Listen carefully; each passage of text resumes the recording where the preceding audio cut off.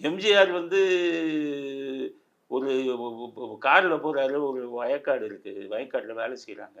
அங்க நின்னு இறங்கி பார்த்தோன்னே, ஒரு ஏழை தொழிலாளி ஓடி வரான். ம். ஓடி வந்து ஐயா! ஐயாங்கிறான். அவர் பார்த்தா செருப்பு கூட இல்ல. சட்டை இது கூட இல்ல.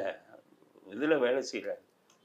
கைய குடுத்தோன்னே எம்ஜிஆர் பரிதாபப்பட்டு ரூ. 100 எடுத்து, அப்ப ரூ. 100 70கள்ல கையில குடுக்குறாரு. அவன் அவன் என்ன சொல்றான்? "பணம் எனக்கு வேணாம். நீங்க நல்ல ஆயுளோட இருங்க. நீங்க நல்லா இருந்தா நாடு நல்லா இருக்குங்கிறான்."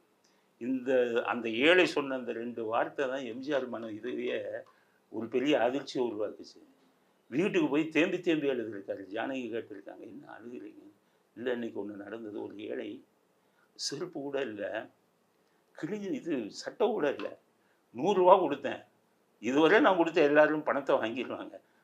நீ நல்லா இருக்கியா? எனக்கு பணம் வேணாம். நீ நல்லா இருந்தா நாடு நல்லா இருக்குங்கிறான். இந்த நாட்டுக்கு நான் என்ன செய்ய போறேன்னு எனக்கே தெரியலையே." அப்படி நினைக்கிறவன் தாங்க மனுஷன். முதலமைச்சரா வந்தானா, நாட்டுக்கு என்ன செய்றது? மக்களுக்கு.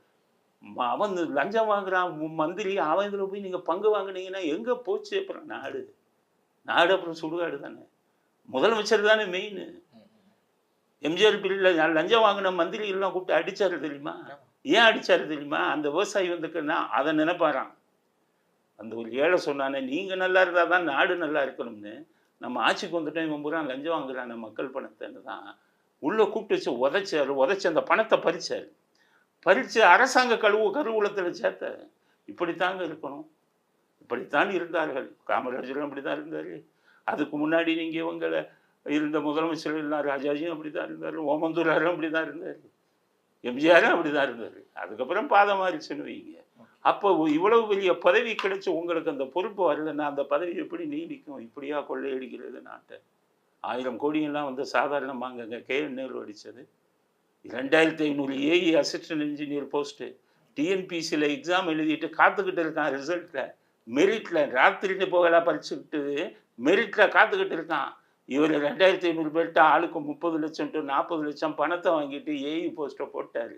அப்ப அந்த இளைஞனோட வருங்காலம் எதிர்பார்த்து திறமைக்கு இந்த நாட்டுல மதிப்பு இருக்கும்னு நினைச்சுக்கிட்டு காத்துக்கிட்டு இருந்தானே, அவனை பத்தி யோசிச்சீங்களா நீங்க?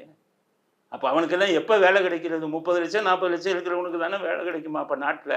சரி 30 லட்சம் 40 லட்சம் குடுக்குறவன் பதவிக்கு போனோன்னு அந்த 30 40 லட்சத்தை சம்பாதிக்க பார்ப்பான்ல. அப்ப அரசாங்கத்தோட ஊழல் எப்படி ஆரம்பிக்குது? உன் அரசியல்வாதியால தானே ஆரம்பிக்குது. அவன்கிட்ட நீ பணம் வாங்கினா அவனும் ஒரு ஊழல் அதிகாரியா தானே மாறுவான்.